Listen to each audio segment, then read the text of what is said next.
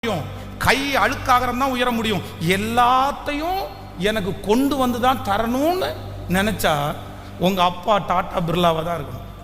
இல்லைன்னா அம்பானியினுடைய பிள்ளை கூட பேட்டியில் சொல்லும்போது என் வாழ்க்கை பஞ்சு மெத்த வாழ்க்கை இல்லை, என் வாழ்க்கை முள்ளு வாழ்க்கைன்னு தான் அவர் சொல்றாரு.